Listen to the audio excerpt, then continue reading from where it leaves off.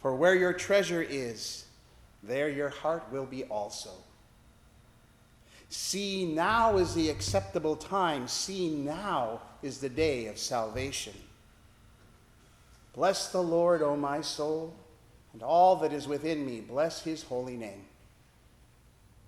Is not this the fast that I choose, to loose the bonds of injustice, to let the oppressed go free, and to break every yoke? Is it not to share your bread with the hungry, and bring the homeless poor into your house? When you see the naked, to cover them, and not to hide yourself from your own kin? Then your light shall break forth like the dawn, and your healing shall spring up quickly. Taken together, these excerpts from today's 4 readings constitute our marching orders for Lent. If only I could braid them together like strands of hair and send you off into the next 40 days and 40 nights with them woven around your head in a braid like a crown. We live in days of such distraction and anxiety that we can no longer focus. Whether it's our own health and well-being or that of our loved ones, whether it is the spectacle of our nation's politics parading by in lockstep, or whether it's worry for the future, our planet, our grandchildren, ourselves, we are pulled in so many directions. The invitation of Lent is to stop. We say this almost every year from the pulpit, and yet we, like so many of you, soon return to our cycle of anxieties and plans. But this year more than ever, I myself hear that summons from God to stop, to call together my body, mind, and spirit, and to have a little huddle, or like a pep talk, on this sacred day, this Ash Wednesday, to say to myself, stop. Ground yourself once more in God, in love, and in the knowledge that though we die, we are alive in the Lord. I encourage you to say these words to yourself as well. I've always found it funny that the gospel passage appointed for this day and every Ash Wednesday asserts that we should put off all ostentatious outward signs of piety and instead direct our prayers inward, when in fact each and every one of us will walk out that door in an hour with an obvious sign of our faith smeared across our forehead. This year, however, I do see something else in our reading and in this marker of our faith. Ashes on your forehead are a sign to the world that you take this life seriously. You remember that you're going to die. You remember your origin as dust and acknowledge your eventual return to that state of being. And you also announce your realization that we are all in this together, because every one of us comes from and returns to the same thing. We are bound to one another in a literally elemental way. Dust we are, earth we are. So not ostentatiousness on your forehead, but humility. That word humility, whose Latin root is humus, which means soil, dirt, dust, earth.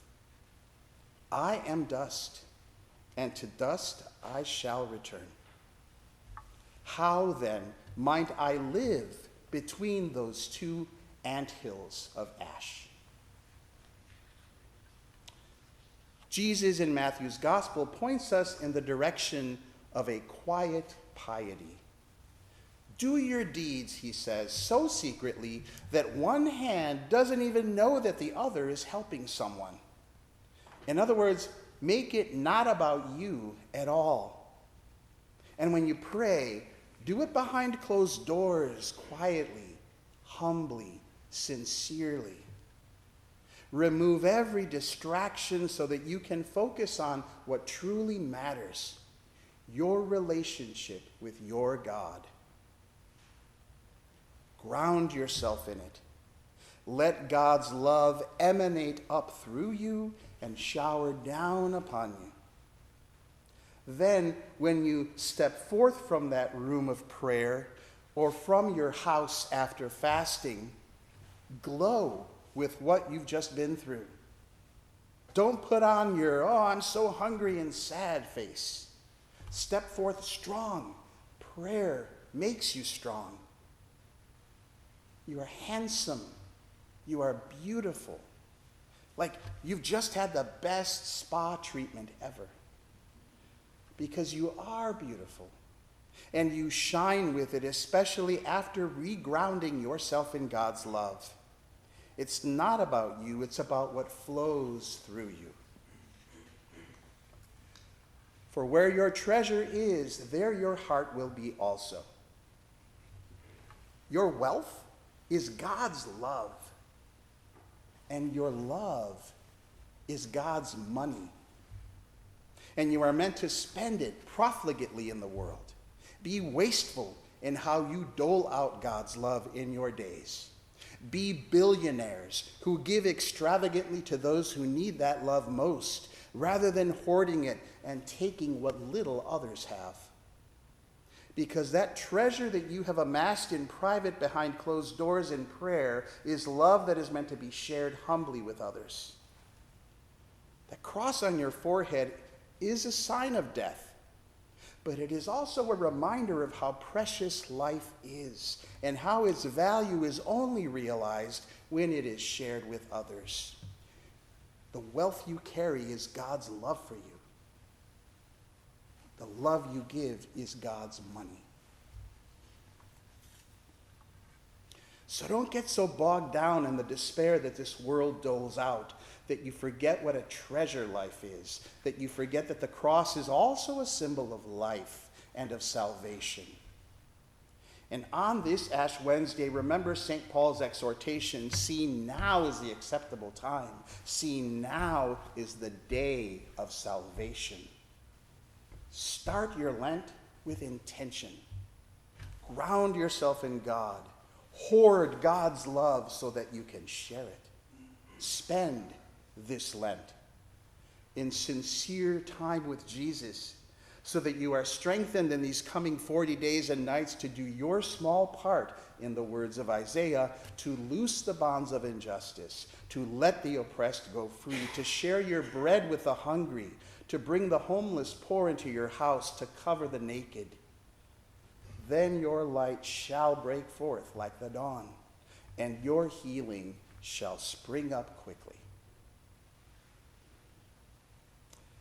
Bless the Lord, O my soul, and all that is within me. Bless his holy name.